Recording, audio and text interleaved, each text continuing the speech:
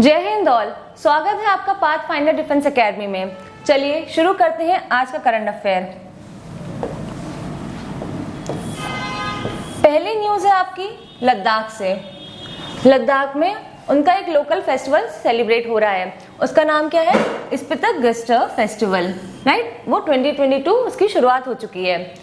स्पितक Gustor, the annual celebration of Ladakhi culture and traditional heritage began on 30 Jan 2022। मतलब वहाँ का Ladakhi culture क्या है, उनका ट्रेडिशनल क्या है, ये सब आपको देखने को मिलेगा उस फेस्टिवल में, right. It is held at Spituk monastery. कहाँ पे? वहाँ पे मोनेस्ट्री जो है स्पितक में, वहाँ पे ये हो रहा है। The main attraction of the festival was the colourful mass dance locally called charms. ठीक है, वहाँ पे क्या होता है, वहाँ के जो मॉन्क्स हैं उस मोनेस्ट्री के, वो सब कलरफुल, बहुत ही कलरफुल एम्बियंस में डांस करते हैं लोकली, और उस डांस को क्या बोलते हैं? चार्म्स। आपसे क्वेश्चन किस तरह से आ सकता है? इस फेस्टिवल का नाम दे देंगे और कहेंगे कि ये कहाँ पे होता है, ऐसे, और वहाँ पे जो डांस होता है उसको क्या कहते हैं। इस तरह के क्वेश्चंस आ सकते हैं, right. Perform by the Monks of the monastery depicting different deities. मतलब उनकी मान्यता के अनुसार, उनके जो अपनी मान्यता, जिनको भगवान मानते होंगे, उनके जो गॉड होंगे, उनके लिए कौन कौन से? महाकाला, पल्दनलामू, वाइट महाकाला, प्रोटेक्टर डाइटी, राइट। ये थी लद्दाख से news. Next news, Tata steel to bye Nilanchal Ispat Nigam for ₹12,100 crore, right. तो क्या है? नीलांचल बैंकक्रप्ट हो चुकी है कंपनी, इसके बहुत लॉसेस हो गए, तो अब इसको बेच दिया गया है सेल पे, ठीक कर दिया गया। तो उसको खरीदा किसने? टाटा स्टील ने। Cabinet committee on economic affair has approved the sale of Nilachal Ispat Nigam Limited NINL to Tata Steel long products, ठीक। The government does not hold any equity in the company. अब गवर्नमेंट के पास इसकी कोई भी शेयर नहीं बचे, पूरी की पूरी टाटा स्टील ने खरीद लिया है। Nilachal has an integrated steel plant with a capacity of 1.1 million ton at Kalinganagar, Orissa, ठीक है। उड़ीसा में इनकी फैक्ट्री है, स्टील प्लांट है, तो वहीं को। अच्छा, ज्यादातर आपने देखेंगे ये सब प्लांट्स आपके इधर उड़ीसा, छत्तीसगढ़ और झारखंड में होते हैं, because of it geography, right. Nilachal is a joint venture of 4 central public sector enterprises and 2 Orissa government public sector undertakings, ठीक। ये जॉइंट वेंचर थी किसकी? 4 सेंट्रल पब्लिक सेक्टर एंटरप्राइजेस की और 2 उड़ीसा के गवर्नमेंट के पब्लिक सेक्टर एंटरप्राइजेस की। So the next news is Saudi Arabia's first yoga festival organized in Jeddah, ठीक है। योगा फेस्ट हुआ है, तो योगा फेस्ट तो योगा तो हिंदुस्तानी है, और इसको कहाँ पे सेलिब्रेट हुआ है? सऊदी अरेबिया में। तो पहली बार ऐसा हुआ है, तो न्यूज़ तो इम्पोर्टेंट हो ही गई है। Saudi Arabia's first yoga festival took place on 29 Jan 2022 in the commercial center of Jeddah। कहाँ पे? कमर्शियल सेंटर ऑफ जद्दा में इसको सेलिब्रेट किया गया, योगा फेस्टिवल हुआ है वहाँ पे। तो योगा फेस्टिवल से सबसे पहले तो क्वेश्चन क्या आ जाता है कि योगा तो इंडिया से ओरिजिनेटेड है, तो इंडिया ने इंटरनेशनल योगा डे भी हुआ है, हमने डिसाइड किया था डेट। वो डेट क्या है? ये भी इम्पोर्टेंट हो गया, 21 जून। और ये 21 जून को ही क्यों किया गया? इसके पीछे भी एक बहुत बड़ा रीजन है। इसके पीछे आपका रीजन है कि 21 June is the longest day in the whole year. मतलब एक साल में जो सबसे बड़ा दिन होता है वो 21 जून को होता है। वो क्यों होता है वो आप पढ़िए, उसके पीछे आपकी ज्योग्राफिकल रीजन है। The festival was organized by Saudi yoga committee, right. ये ऑब्वियसली न्यू बनी होगी कोई, क्योंकि पहली बार हुआ है। New Saudi yoga federation, a body under Saudi Arabia Olympic committee, ministry of sports. उनकी जो मिनिस्ट्री ऑफ स्पोर्ट्स है उसके अंदर ही कमेटी बनी है, ठीक। Saudi Arabia has signed a memorandum of understanding with India in 2021। Saudi Arabia का MOU एक साइन हुआ था इंडिया से for the establishment of formal yoga protocol. For the establishment of, कब हुआ था? 2021 में, for the establishment of formal yoga protocol, मतलब वहाँ के स्टैंडर्ड्स के लिए, right. Next news, Gurugram gets India's biggest electric vehicle charging station. Gurugram, या जिसको आप गुड़गांव पहले जानते थे, अब वो गुरुग्राम हो गया है। वहाँ पे क्या हुआ है, इंडिया का सबसे बड़ा इलेक्ट्रिक व्हीकल जो होते हैं उनका चार्जिंग स्टेशन बना है, ठीक है। An electric vehicle charging station with 100 charging points is now open in Gurugram, Haryana. Gurugram Delhi का पार्ट नहीं, Gurugram is in Haryana, right. It is being considered India's biggest charging station for 4 wheeler, ठीक, मतलब 2 व्हीलर्स के लिए नहीं है, 3 व्हीलर्स के लिए, it's for 4 wheelers. The new electric vehicle charging station has been developed by, किसने? Tech piloting company Electrify private limited. इस कंपनी द्वारा इस चार्जिंग स्टेशन को बनाया गया है। Previously India's largest electric vehicle charging station was situated in Navi Mumbai. इसके पहले भी कहीं था, कहाँ पे? नवी मुंबई में, with 16 AC and 4 DC charging ports for electric vehicles, ठीक है। इसके पहले मुंबई में था, अब जो है गुरुग्राम में बन गया है। Next news, games 24/7 has ropes in Hrithik Roshan as brand ambassador. Games 24/7 एक gaming company, online gaming company है, उसने अपना ब्रांड एम्बेसडर किसको बनाया है? ऋतिक रोशन को। Mumbai headquartered online gaming company game 24/7 has roped in Hrithik Roshan as brand ambassador for its online skill gaming platform Rummy Circle. Rummy Circle अभी जब लॉकडाउन हुआ था पिछले साल और इस साल जब, तो उसमें जो है ऑनलाइन गेम्स बहुत पॉपुलर हुए थे, तो उनमें जो बहुत पॉपुलर होता उनमें एक रमी सर्किल भी था। तो वो किसका है? गेम्स 24/7 का। तो उन्होंने अब अपना ब्रांड एम्बेसडर किसको बनाया है? ऋतिक रोशन को। The association is for 1 year, मतलब 1 साल के लिए। The company wants to promote rummy as a highly engaging game of skill in northern India where the game is yet to gain popularity, ठीक है। मतलब कि कहाँ पे? नॉर्थ इंडिया में इसको और पॉपुलर करना है, इसको इनको लगता है, मतलब इनके हिसाब से ये एक स्किलफुल गेम है, इसलिए। The rummy industries 60 to 65% of revenues come from southern India, ठीक। सदर्न इंडिया से इनका रेवेन्यू सबसे ज्यादा आ रहा है, तो इनको अभी नॉर्दर्न इंडिया में इसको और पॉपुलर करना है, इसीलिए उसके लिए उन्होंने एम्बेसडर किसको बनाया? ऋतिक रोशन को। National commission for women foundation day, ठीक, ये कब होता है? 31 जनवरी को। Prime minister Narendra Modi will virtually address the National Commission for Women Foundation Day program on January 31, 2022। National commission for women जो है उसको इस बार नरेंद्र मोदी कैसे एड्रेस करेंगे? हमारे पीएम वर्चुअली एड्रेस करेंगे। डे का इनका क्यों? फाउंडेशन डे है 31 जनवरी। The theme for 2022 is she the change maker. Theme always important, she the change maker. NCW was set up as a statutory body in January 1992 under the National Commission for Women Act 1990। अब देखिए इसमें आपका कैसे question आते हैं polity से, जो current affair से रिलेटेड होते हैं, ठीक। अब नेशनल कमीशन फॉर वुमेन हो गया है, अब इसमें आपका टर्म आ गया स्टैचुटरी बॉडी।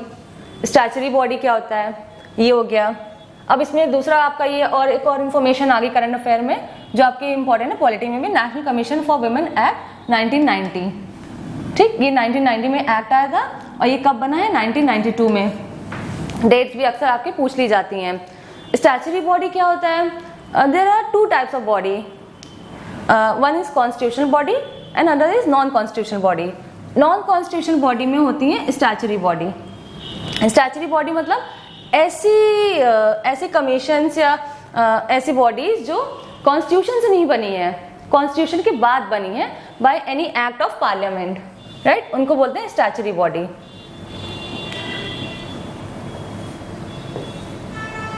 हाँ, तो ये लाइन रहेगी NCW was set up as a statutory body in January 1992 under the National Commission for Women Act 1990.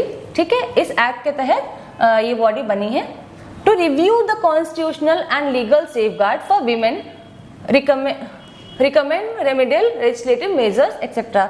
मतलब कि देखने के लिए कि कॉन्स्टिट्यूशनली जो हमने कॉन्स्टिट्यूशन ने औरतों को जो राइट्स दिए हैं, जो प्रिविलेजेस भी कई जगह मिले हैं, उनको देख रेख के लिए ये बॉडी को बनाया गया. Right. Next question, next news. IREDA and Goa Shipyard Limited signed Memorandum of Understanding for Rooftop Solar Power Projects. जितने भी इन्वायरमेंटल फ्रेंडली न्यूज़ होती हैं वो हमेशा ही इम्पोर्टेंट होती हैं. ठीक है, तो सोलर पावर प्लांट ये तो है ही important. Indian renewable energy development agency, that's IREDA Limited, signed the MOU in January 2022 to provide its financial expertise to set up a rooftop solar power project. Rooftop मतलब छत के ऊपर solar power project. Solar power project, वहाँ पे उन्होंने एक MOU sign किया है. ठीक है, किसके साथ? गोवा शिपयार्ड के साथ. The two companies are PSUs मतलब पब्लिक सेक्टर अंडरटेकिंग. ठीक, मतलब गवर्नमेंट के अंडर आती हैं. तो और किसके अंदर आती है? मतलब गवर्नमेंट में भी किसी मिनिस्ट्री के अंदर आती होंगी. Under the ministry of new and renewable energy and the ministry of defence respectively. ठीक, मतलब कि पहली जो ये है Indian renewable energy development agency, वो किसके तहत आती है? Ministry of new and renewable energy. और जो आपकी गोवा शिपयार्ड है वो किसके अंदर है? Ministry of defence. ठीक. IREDA will help GSL to get up a rooftop solar power project at its headquarters situated in Vasco da Gama, Goa. ये लाइन क्लियर हो रही है कि कहाँ पे ये सेटअप होगा? कि किसके? GSL के गोवा शिपयार्ड पे लिमिटेड के हेडक्वार्टर जो है वास्को डी गामा में जो है उसके रूफ पे ये पावर प्रोजेक्ट होगा. Right. Rafael Nadal beats Danny Medvedev to win record 21st Grand Slam title. ठीक. राफेल नडाल टेनिस प्लेयर, इन्होंने क्या जीता है इस बार? Grand slam. कहाँ पे? Australian open. ठीक, इसमें टेनिस लिखा नहीं है कहीं पे, लेकिन ये जब लिखा होता है ऑस्ट्रेलियन ओपन, फ्रेंच ओपन, तो ये सब टेनिस ही होते हैं. ठीक, आपको इनके बारे में पता होना चाहिए क्योंकि इससे क्वेश्चन जरूर आते हैं. खासकर एफकैट के जो बच्चे हैं वो इसको जरूर देख लें. इस पे कहाँ के? स्पेन के. Defeated Russia's Daniil Medvedev. कितने पॉइंट से ये उनके स्कोर हैं? In the Australian Open men single final and claim the record of 21st. कौन सा हुआ है? 21st grand slam title on 30th January 2022. ठीक. The match was held at Rod Laver Arena in Melbourne में हुआ है ये. कहाँ पे? Rod Laver Arena. ठीक. With this victory, Rafael has become the first man to win 21 Grand Slam titles. इसके साथ ही क्या राफेल नडाल क्या बन चुके हैं? पहले ऐसे व्यक्ति जिन्होंने 21 ग्रैंड स्लैम टाइटल्स जीते हैं. He overtook Roger Federer and Novak Djokovic to by winning this title. मतलब इसके पहले इनके आगे ये रहे होंगे रॉजर फेडरर और नोवाक जोकोविच. ठीक, लेकिन अब इन्होंने इनको ओवरटेक कर लिया, इनके आगे निकल गए हैं. Next news. Padmashri awardee Baba Iqbal Singh passes away. इनको 2022 में अभी पद्मश्री भी मिला था. किस लिए? उनके कंट्रीब्यूशन इन सोशल वर्क में. ठीक, अब उनकी मृत्यु हो गई तो ये पर्सन इन न्यूज हो सकते हैं. Social worker Baba Iqbal Singh passed away in January 2022. ठीक, passed away in January 2022. He was awarded the Padma Shri for his contribution in the field of social work in 2022. मतलब इसी साल उन्हें पद्मश्री भी मिला था. किस लिए? For his work in social. ठीक. He was the founder of Akal Academy.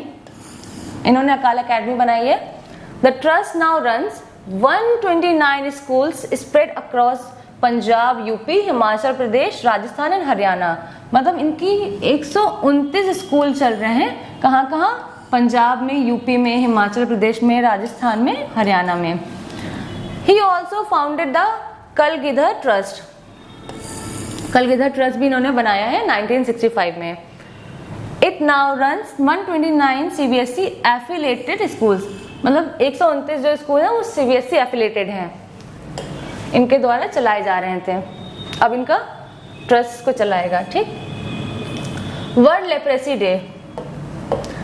Leprosy एक तरह की डिजीज होती है और बहुत ही कॉमन भी कह सकते हैं ये है, लेकिन बहुत नेग्लेक्टेड है, लोग इस पर बहुत ज़्यादा गौर नहीं कर रहे हैं। ये एक बैक्टीरियल डिजीज है। हाँ, तो आपका ये बायो का क्वेश्चन हो जाता है कई बार कि ये कैसी है, कि लेप्रेसी कैसे होती है, वायरस से होती है, बैक्टीरिया से होता है, तो it's a bacterial disease, right. The last Sunday of January is celebrated as world leprosy day. इसकी थीम क्या थी? United for dignity is the chosen theme for world leprosy day 2022, ठीक। Leprosy is also one of the neglected tropical disease, very neglected tropical disease. मतलब tropical area में ये बहुत फैली हुई है, लेकिन बहुत ही ज्यादा नेग्लेक्टेड, मतलब इसको अनदेखा किया गया है। The day was first initiated in 1954 by French philanthropist Raoul Follereau, right. मतलब ये पहली बार कब इस डे को देखा गया था? 1954 में। एक फ्रेंच आपके फिलेंथ्रोपिस्ट थे, राउल, ठीक।